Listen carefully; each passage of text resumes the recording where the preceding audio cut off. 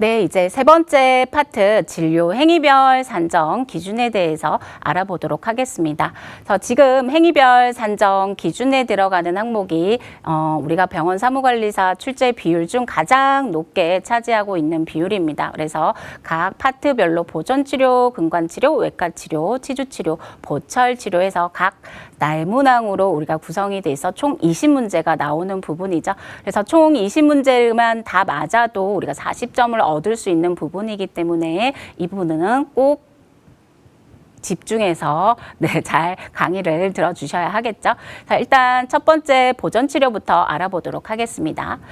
다음 중 산정 기준이 다른 하나는 무엇인가 라고 물어봤습니다. 그래서 보기를 한번 같이 보시도록 하면은 주로 충전과 관련된 내용입니다. 그래서 충전과 관련된 내용에 이제 하기 전에 충전이 어떤 식으로 구성이 되어 있는지 한번 살펴보도록 하고 넘어가도록 하겠습니다. 일단 충전은 크게 두 가지로 되어 있죠. 우리가 그냥 즉일 충전이라고 부르는 파트가 있고요. 그다음 충전이라고 부르는 파트가 있습니다. 그래서 즉일 충전이라고 하는 건 첫날에 와서 우리가 진단을 해서 충치가 있어요라고 했을 때 이 충치를 제거하고 바로 와동 형성을 하면서 어떤 재료로 때우는 경우에 우리가 즉일 충전 처치라고 얘기를 합니다. 그리고 충전이라는 것은 우리가 전 처치가 있는 경우를 얘기를 한다라고 보시면 되는데요. 그래서 전 처치에 보통 처치를 한다든지 진정 처치를 한다든지 치수 목조를 한다든지 혹은 근관치료, 신경치료를 끝낸 치아라든지 어떤 전에 뭔가 와동 형성을 했다라는 전 처치가 있는 경우 그 이후에 와서 충전을 하는 경우에는 우리가 충전이라고 일명 부른다라고 보시면 되고요. 직천한 충전이나 우리가 둘 다 세 가지로 구성이 돼 있다라는 거를 꼭 기억을 해주셔야 합니다. 그래서 즉일 충전 처치는 즉일 충전 처치라는 게 하나가 들어가 있고 그 다음에 어떤 재료로 때우는지 어떤 재료로 때우는 충전료가 또 들어가 있고요. 그 다음에 뭐 아말감으로 때웠으면 아말감 재료가 되겠고 GI로 때웠으면 글라스아미노로 때웠으면 GI 재료가 들어갈 수가 있겠죠. 그래서 충전은 즉처료는 산정이 안 되고 와동 형성료부터 산정이 들어간다라는 게 좀 차이가 있습니다. 그래서 와동 형성료 그 다음에 어떤 재료로 때우는지 그 재료에 대한 충전료가 들어간다라고 보시면 되고요. 그 다음에 어떤 재료, 이제 뭐 아말감인지 GI인지 이렇게 구성이 세 가지로 무조건 충전은 구성이 돼 있다를 기억을 해주시면 되고 지금 잘 살펴보도록 할게요. 일단 다음 중 산정 기준이 다른 하나는 무엇인가라고 물어본 기준이죠. 그래서 일단 첫 번째 보기를 보도록 하면 타 병원에서 근관 충전 완료하고 본원에서 아말감 충전을 하는 경우라고 얘기를 했습니다. 그래서 이거는 타 병원에서 근관 충전이라는 전 처치가 있는 경우이기 때문에 그렇죠. 이거는 충전으로 우리가 산정이 들어가야 되는 거죠. 두 번째 우리가 보기를 보도록 하면 타 병원에서 치경부 마모 부위에 충전했던 GI가 탈락이 돼서 본원에서 다시 충전하는 경우를 우리가 물어봤습니다. 그래서 타 병원에서 치경부 마모 부위에 충전했던 GI, 그래서 치경부 마모증 치료가 GI로 때웠다라는 거죠. 그래서 이 같은 경우에는 마모라는 우리가 상병으로 인해서 치료가 이미 종결이 된 상태이고 그리고 다른 병원에서 하고 우리 병원에 다시 내원을 했기 때문에 같은 부위에 또 한다 하더라도 이때는 즉일 충전료를 산정이 가능할 수가 있겠죠.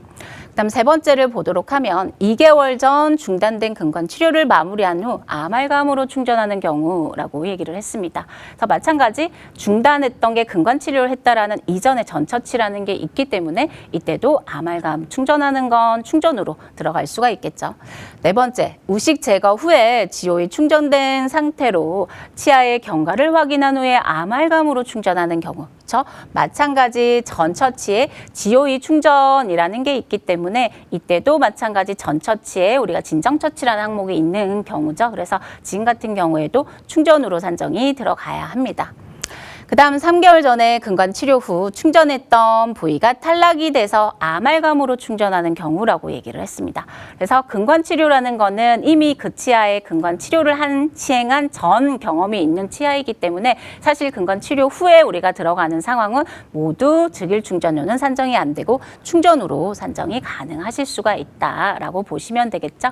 그래서 이번 7번 문제의 답은 2번이 정답이 되겠네요. 그래서 2번은 즉일 충전으로 산정이 가능하다라고 얘기를 했죠. 자, 다음 이제 8번 문제를 같이 보도록 하겠습니다. 다음 중 광중합형 복합레진에 대한 설명으로 옳지 않은 것은 무엇인지에 대해서 물어봤습니다. 그러면 또 광중합 복합레진의 산정 기준은 어떤 것인지 한번 살펴보고 문제를 풀도록 하겠습니다. 자, 광중합형 복합레진 기준을 좀 보도록 하면은요. 광중합 복합레진은 19년부터 우리가 보험이 전환이 돼서 들어왔지만 올해 2020년 5월 1일부터 또 변경사항이 있습니다. 그래서 크게 많이 변경된 거는 없고요. 만 5세라는 하한선이 하나가 더 추가가 됐다라는 게 올 5월에 변경된 사항 중에 하나고요. 그 다음 원래는 12세 이하의 모든 영구치에 우리가 우식이라는 상병으로만 보험 기준에 적용이 됐다라고 하면 이때 이제 또 하나 제외가 된 게 영구치에 들어가는 건 똑같습니다. 그래서 5세에서 12세 아동의 영구치에 해당하는 건 똑같지만 제3대구치는 또 제외한다라는 기준이 하나가 또 추가가 됐습니다. 그래서 5세라는 게 하나가 추가가 됐고 3대구치를 제외했다라는 게 하나가 올해 5월에 새롭게 생긴 기준이라고 보시면 되고요. 그 다음 이제 치수 병변이 없는 치아 우식증에 이완된 영구치에만 적용이 된다라고 되어 있습니다. 그래서 한마디로 근관치료 후에는 적용이 불가하다라고 생각을 하시면 되겠죠. 그리고 또 하나 추가가 된 건 하루에 4개 치아까지만 산정이 가능하다를 알아두시면 되고요. 다만 이제 환자의 상태에 따라서 우리가 전신마취, 뭐 애들 같은 경우에는 전신마취 하에 여러 개 치아를 한 번에 하기 때문에 그런 경우에 우리가 뭔가 필요한 서류를 제출을 하고 의사소견서를 첨부를 하게 되면 이때는 추가적으로 인정이 가능하기도 하다를 기억하시면 되겠죠. 그 다음 이제 광중합 복합레진 충전은 우리가 좀 전에 공부한 즉일 충전이나 와동 형성이나 뭐 이런 것들이 별도로 각각의 항목으로 들어가는 게 아니라 그냥 광중합 복합레진 충전 하나 안에 모든 비용이 포함이 돼 있는 거죠. 그래서 충전료도 들어가 있고 재료대도 들어가 있고 러버댐 장착하는 비용도 들어가 있고 충전물 연마까지 포함이 돼서 들어가 있기 때문에 그냥 몇 면으로 했는지 1면인지 2면인지 3면인지만 우리가 분류가 돼서 청구가 들어간다. 그래서 조금 더 최근에 생긴 고시들은 간소화하는 경향이 좀 있습니다. 그래서 간단하게 광중합 복합레진 충전 1면, 2면, 3면 이런 식으로 청구가 들어가시면 되겠죠. 여기까지 하고 이제 문제를 좀 살펴보도록 할게요. 다음 중 광중합 복합레진에 대한 설명으로 옳지 않은 것은 이제 같이 1번부터 보도록 하면은요. 만 12세 이하 소아의 영구치에 급여로 산정한다라고 되어 있습니다. 그렇죠? 맞나요? 틀리나요? 저 12세, 5세 이하 우리가 5세부터 12세까지 우리가 보험 적용 기준이 들어간다라고 설명을 드렸습니다. 그래서 영구치에 해당한다라고 얘기를 했고요. 두 번째 보도록 하면 마모증 또는 파절 등으로 충전한 경우 급여 적용이 된다. 반드시 광중합 복합레진 충전은 그렇죠. 우식상병으로만 적용이 된다라고 얘기를 했습니다. 그리고 치아 우식상병만 급여 적용이 된다. 방금 설명을 드렸죠. 방사선 촬영, 마취 등을 시행한 경우에는 별도 산정 가능하다라고 얘기를 했습니다. 그래서 제가 이제 광중합 복합레진 충전은 많은 것들을 포함하고 있다라고 얘기를 했죠. 근데 이 중에 방사선 촬영과 마취는 별도로 추가적으로 가능합니다. 그래서 다만 이제 재료들을 산정한 레진 재료라든지 혹은 이때 러버 방습을 해서 러버댐을 했다라고 하든지 아니면 하고 나서 폴리싱하는 그런 비용들은 다 포함이 되어 있다라고 보시면 되겠죠. 그 외에 이제 엑스레이 찍거나 마취를 하거나 이런 것들은 추가적으로 가능합니다. 다음 교환면에 실런트, 현면에 광중합 레진 충전을 시행한 경우 각각 급여로 산정 가능하다. 우리가 이게 비슷한 게 이제 실런트 항목에도 있었죠. 그래서 실런트는 교환면에하고 현면에 생긴 충치는 지하로 떼온다든지 뭐 아말감으로 떼온다든지 두 가지를 같이 하게 되면 우리가 이때는 100% 산정을 했었죠. 그런데 레진 같은 경우에는 실런트와 현면에 광중합 레진 충전을 같이 했다라고 하면 이때는 레진은 100% 산정을 하고요. 실런트는 50%만 산정을 해주셔야 되겠죠. 그래서 각각 산정은 가능하지만 둘 다 100%는 아니라 하나는 광중합은 100%, 그 다음 실런트는 50%만 산정을 하셔야 합니다. 그래서 정답을 보도록 하면 2번이 되겠죠. 그래서 마모나 파절은 우리가 해당 사항에 들어가지 않는다라고 보시면 되겠죠. 자, 다음 이제 9번 문제를 살펴보도록 하겠습니다. 다음 진료 행위에 관한 설명 중 옳지 않은 것은 어떤 건지 물어봤습니다. 그러면 보기를 우리가 좀 보도록 하면 교합지를 사용해서 구강 내에서 하악의 기능 운동 시 발생하는 치아의 조기 접촉을 선택적으로 삭제하여 최적의 교합 상태를 형성해 주는 경우 산정한다. 라고 되어 있는 부분이죠. 이 진료 행위가 어떤 진료 행위인지 좀 살펴보도록 할게요. 저 교합 조정술과 관련된 내용이죠. 그래서 반드시 우리가 교합 조정술이라고 하는 것은 구강 내에서 교합지에 의해서 교합 조정을 해야 합니다. 그래서 교합지를 딱딱딱 맞물리고 그 다음에 우리가 체크된 부분을 갈아주는 경우에 교합 조정이라고 얘기를 합니다. 그래서 포인트는 교합지를 사용해야 된다라는 게 중요한 포인트가 되겠죠. 그리고 하루에 4개 치아 까지 산정이 가능하다. 그 다음 또 하나를 시험 문제에 자주 나오는 것은 교합 조정과 우리가 치주 치료를 동시에 하는 경우에는 그렇죠. 치주가 안 좋으신 분들은 우리가 외상성, 2차성 외상성 교합이라고 해서 이 안 좋은 부위에 교합이 많이 닿게 되면 그로 인해서 더 치주가 안 좋아지기 때문에 대개 치주 질환 치료가 있는 치주 치료에 해당하시는 분들은 교합 조정을 같이 들어가는 경우가 좀 종종 있죠. 그래서 이 같은 경우에는 각각 100% 산정이 가능하다라고 보시면 되겠죠. 그래서 여기까지 살펴보고 또 문제를 같이 풀어보도록 할게요.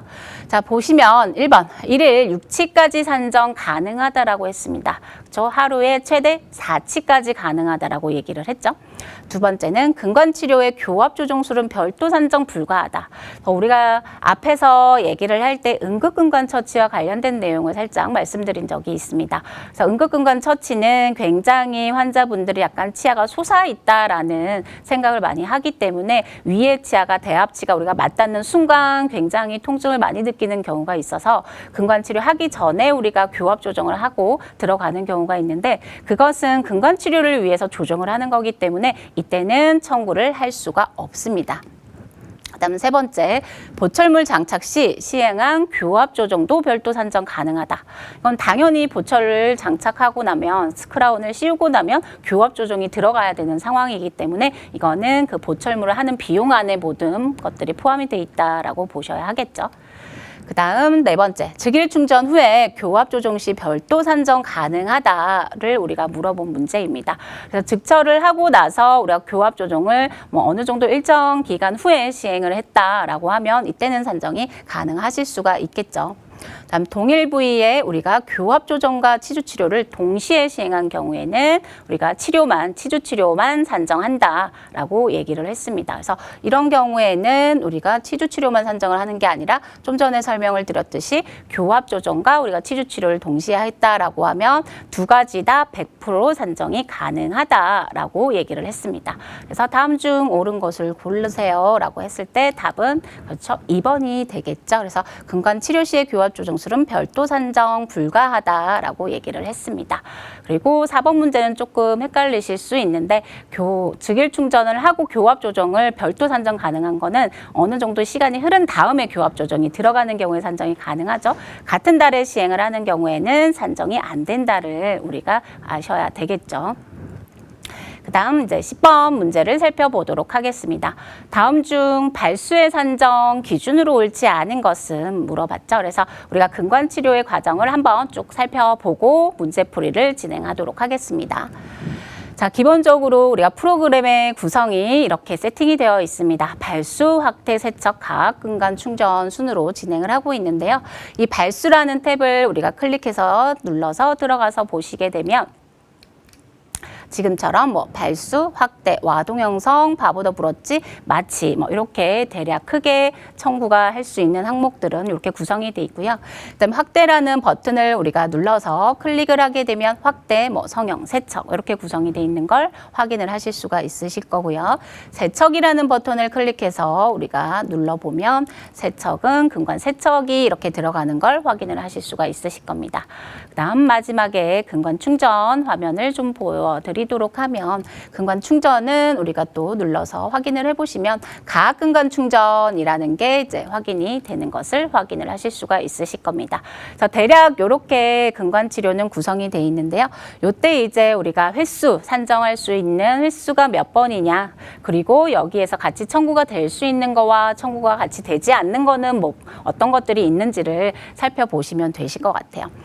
일단 발수는 무조건 조건이 발수가 완료된 날에 무조건 한 번 우리가 산정을 하는 걸로 되어 있죠.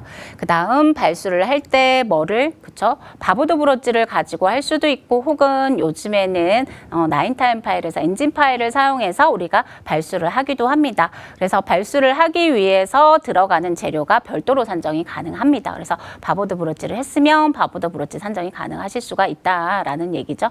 그 다음 이제 발수 전에 원래 하는 게 이제 근관 와동 형성이라는 게 이제 들어갈 수가 있겠죠. 그래서 근관 와동 형성은 발수를 하기 위해서 들어가는 거기 때문에 반드시 우리가 발수랑 근관 와동 형성은 항상 세트로 묶어 다녀야 되는 거죠. 그래서 근관 와동 형성 없이 발수를 진행할 수는 없습니다. 그래서 근관의 구멍을 찾는 게 근관 와동 형성이라는 거기 때문에 항상 발수랑 묶음으로 들어가야 되는 상황이라는 거.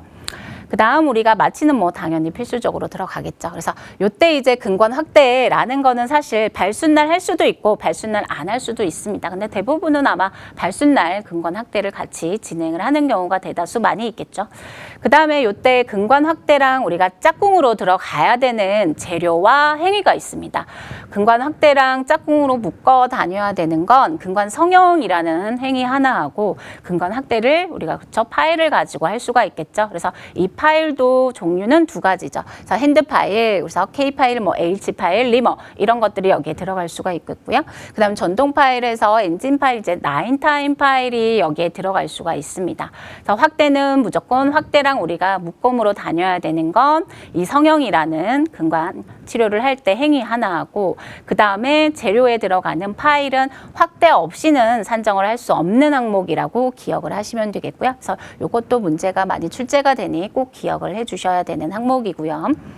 그 다음 근관 성형은 우리가 기간 중에 확대는 지금처럼 2번 산정이 가능해요. 그런데 근관 성형은 한 번만 청구가 들어갈 수가 있다라는 거. 물론 이제 우리가 이제 11월부터는 근관 치료가 약간의 변경이 또 산정 기준이 변경이 될 예정에 있지만, 지금 현재 우리가 공부를 하고 11월 22일에 치러지는 병원 사무관리사에서는 요 변경 전의 기준으로 청구가 들어간다라는 거 좀 기억을 해주시면 되겠죠. 그 다음 이제 근관 세척은 뭐 기본적으로 통상 우리가 5번 정도를 할 수가 있고, 5번이 넘어가는 경우에는 내역 설명을 추가적으로 기재해야 되는 상황이다라고 생각을 하시면 되고요. 그다음 마무리, 이제 근관이 다 깨끗해져서 마무리가 들어가야 된다라고 하면 근관 충전에서 가압 근관 충전이 들어갈 수가 있겠죠. 그래서 이 과정 중에 우리가 파일은 확대할 때랑만 묶음으로 다녀야 되기 때문에 첫날이나 혹은 둘째 날만이 청구를 하실 수가 있는 거고요. 그 밑에 있는 근관장 측정 검사라는 행위는 우리가 근관장 측정 검사는 기간 중에 한 번만 청구가 가능합니다. 물론 이제 11월 이후부터는 3번 정도가 청구가 가능한 걸로 되어 있기는 하지만, 어쨌든 기준이 지금 현 기준으로 보면 한 번만 청구를 할 수가 있다를 기억하시면 되고요. 이것은 발술부터 근관 충전하는 날 모든 기간 중에 한 번 청구를 할 수가 있다를 기억하시면 되겠죠. 그래서 프로그램에 직접 어떻게 나오는지 한번 발수 화면을 보여드리도록 하겠습니다. 그래서 발수에서 보시면 이렇게 기본적으로 누르면 우리가 세팅이 이렇게 들어가 있습니다. 그래서 이때 바보드 브러지를 사용을 했다라고 하면 바보드 브러지를 청구를 할 수가 있고요. 혹은 뭐 바보드 브러지를 쓰지 않고 파일만 사용했다라고 하면 바보드 브러지는 빼주셔야 하겠죠. 근데 보통은 지금처럼 파일을 우리가 핸드 파일이나 나인타임 파일을 두 종류를 많이 사용을 해요. 대부분 병원에서. 근데 파일은 무조건 두 종류는 확대할 때 한 번만 청구가 가능하기 때문에 두 가지를 산정을 할 수가 없다를 좀 기억을 하셔야 되겠죠. 그래서 이 같은 경우는 나인타임 파일이 훨씬 비싸기 때문에 나인타임 파일로 청구를 하셔야 되고요. 보는 것처럼 횟수가 이렇게 근관수처럼 들어갑니다. 그래서 발수부터는 우리가 근관당 산정에 기준이 있다라는 거. 다만 나인타임 파일은 치당으로 산정이 들어간다라는 게 좀 차이가 있습니다. 그래서 기본 근관 치료의 산정 기준은 이렇게 기준이 되어 있다라고 보시면 되고요. 그래서 제가 강조드렸던 부분이 시험에 좀 많이 나오는 부분이기 때문에 조금 체크를 하셔서 공부를 하시면 되실 것 같아요. 자, 이제 문제를 같이 풀어보도록 할게요. 다음 중 발수의 산정 기준으로 옳지 않은 것은 물어봤습니다. 그래서 첫 번째, 근관화동 형성은 발수 당일에 별도 산정한다라고 되어 있습니다. 아까 제가 강조를 했죠. 우리가 발수 전에 무조건 해야 되는 게 근관화동 형성, 근관에 구멍을 찾는 거를 해야 된다라고 얘기를 했습니다. 그래서 반드시 발수날 우리가 근관화동 형성은 같이 묶음으로 들어가야 된다라고 얘기를 했죠. 자, 두 번째, 발수 시 바보도 브로치를 사용한 경우 치당으로 별도 산정한다. 그래서 바보도 브로치도 근관당 산정을 한다라고 얘기를 했죠. 세 번째, 발수 시 사용한 파일은 리머 또는 KH 파일, 나인타임 파일은 치당 산정 가능하다라고 돼 있습니다. 그래서 나인타임 파일은 우리가 치당 산정이 가능하죠. 그런데 K 파일, H 파일은 우리가 핸드 파일은 근관당 산정 기준이 됩니다. 그래서 이게 나인타임 파일인지 혹은 핸드 파일인지에 따라서 산정 기준이 조금 틀릴 수는 있다라는 거. 어쨌건 우리가 파일은 두 종류를 쓰지만 청구를 할 때는 하나의 종류의 파일만 사용이 가능하다라는 거. 네 번째, 발수 시 시행한 근관세척은 별도로 산정할 수 없다라고 되어 있습니다. 그렇죠? 우리가 발수날과 가압근충하는 날은 이 발수날 안에 혹은 가압근충하는 날 안에 근관세척의 비용이 다 포함이 돼서 수가가 정해졌다라고 보시면 됩니다. 그래서 별도로 산정할 수가 없고요. 그다음 발수의 산정 단위는 1근관당이다라고 이제 되어 있죠. 맞죠? 그래서 옳지 않은 것을 우리가 골라주면 그렇죠? 2번이 되겠죠. 발수 시 바보도 브로치는 근관당으로 산정한다라고 얘기를 했습니다. 자, 다음 11번 문제를 같이 풀어보도록 할게요. 다음 중 전기치수 반응검사의 산정 기준으로 옳지 않은 것을 물어봤습니다. 전기치수 반응검사라는 것은 치아의 신경이 바이탈인지 넌바이탈인지 죽었는지 살았는지를 체크하는 부분이라고 보시면 되는데 요거는 반드시 우리가 전기치수 반응검사라고 해서 EPT 요 장비를 사용을 하게 되죠. 그래서 이 장비는 반드시 심평원에 우리가 의료장비 신고가 되어 있어야 합니다. 그래서 장비 신고 후 청구가 가능하다. 그다음 두 번째를 또 보도록 하면 치아 파절로 우리가 치수의 생활력에 의심이 될 때 산정이 가능하다. 그렇죠? 그래서 파절로 인하면 외상에 의해서 신경이 죽는 경우가 많이 발생을 하기 때문에 이때 많이 우리가 체크를 해보기도 합니다. 세 번째, 전기 저항을 이용해서 치수의 실활 여부를 판단할 수 있다. 그렇죠? 맞죠? 그런 상황으로 우리가 이루어져서 실활 여부를 판단을 할 수 있는 거고요. 네 번째, 일학당 산정 가능하며 하루에 최대 6지까지 산정이 가능하다. 그래서 이 전기치수 반응검사라는 것은 구강당 산정이 가능한 부분이에요. 그래서 우리가 일학당이 아니라 구강당으로 산정이 가능하다라는 거. 그 다음 치아가 외상으로 변색돼 치수의 생활력을 판단할 때 산정한다라고 되어 있습니다. 그래서 옳지 않은 것을 골라주게 되면 그렇죠. 4번이 정답이 되겠네요. 자, 다음 12번 문제를 또 같이 풀어보도록 하겠습니다. 다음 중 근관치료에 대한 설명으로 옳지 않은 것을 고르세요 라는 문제인데요. 자, 첫 번째 보면 근관화동 형성은 발수 당일 1회에 한해서 별도 산정이 가능하다. 그래서 제가 아까 근관치료에 대해서 한번 쭉 설명을 해드렸습니다. 반드시 발수는 근관화동 형성이랑 같이 들어가야 된다라고 얘기를 했죠. 그래서 발수 당일 한번 청구가 가능합니다. 두 번째, 우리가 48세 미만의 소아의 근관치료 시 소정 점수의 30% 가산한다. 그래서 우리가 맨 첫 파트에서 했던 부분 중에 하나가 가산율이라는 게 있었죠. 그래서 우리는 그래서 기관 가산율을 좀 알아봤었는데 행위별 가산이라는 게 또 별도로 있습니다. 그래서 48세 미만인 경우에는 주로 보존 파트에 해당하는 부분은 다 가산이 30%가 들어간다라고 여러분들이 우리 교재를 참고를 해보시면 내용이 나와 있고요. 그다음 세 번째, 근관 성형이 동반되지 않은 가압근관 충전은 단순 근관 충전으로 조정될 수 있다라고 되어 있는 부분이 있죠. 그래서 근관 성형이라고 하는 자체의 행위가 가압근충을 위해서 모양을 깔때기 모양처럼 만들어주거나 계단 모양으로 만들어주거나 그러니까 충전을 위해서 뭔가 하는 술식이기 때문에 가압근관 충전을 하기 위해서 근관 성형을 우리가 하는 상황인 거죠. 그래서 근관 성형이 없으면 그냥 단순 근관 충전으로 조정될 수가 있겠죠. 네 번째, 유치, 영구치에 산정하는 당일 발수 근충은 유치와 영구치에 따라서 해당 수가가 다르다. 그렇죠. 영구치는 가학근관 충전이라는 행위를 합니다. 그런데 유치 같은 경우는 밑에 후속 영구치가 밀고 올라와야 되기 때문에 흡수가 안 되는 재료를 사용을 할 수가 없습니다. 그래서 비타팩스로 흡수가 되는 성분인 비타팩스로 마무리를 하기 때문에 충전하는 자체 행위 난이도가 다르죠. 그래서 당연히 우리가 영구치, 유치는 수가가 다르게 책정이 되어 있습니다. 그다음 5번, 감염이 심한 유치의 근권 학대 및 성형을 시행하는 경우 일반적으로 다산정이 가능하다라고 되어 있습니다. 방금 전에 제가 성형이라는 거는 가학근관 충전을 위해서 하는 행위라고 얘기를 했습니다. 그래서 근관 성형이라는 건 가학근관 충전을 위해서 하는 행위이기 때문에 유치는 가학근관 충전을 하지 않는다라고 얘기를 했죠. 그래서 그 같은 경우에는 우리가 가학근관 충전을 할 수가 없는 상황이라 그래서 근관 성형을 하지 않는다라고 보시면 되겠죠. 이게 이제 일반적인 사항인 거고 물론 이제 후속 영구치가 없어서 가학근관 충전을 해야 되는 상황도 발생을 할 수는 있지만 일반적으로는 우리가 산정이 안 되는 게 맞죠. 그래서 근관 치료에 대한 설명으로 옳지 않은 것을 골라주면 5번이 정답이 되겠네요. 자, 여기까지 저희가 이제 가장 많이 진료 파트에서 해당이 되는 경조직 질환이나 근관 치료에 대해서 설명을 해드렸고요. 이제 다음 차시에는 나머지 이제 외과나 치주 보철에 관련된 내용을 우리가 설명을 해드리도록 하겠습니다.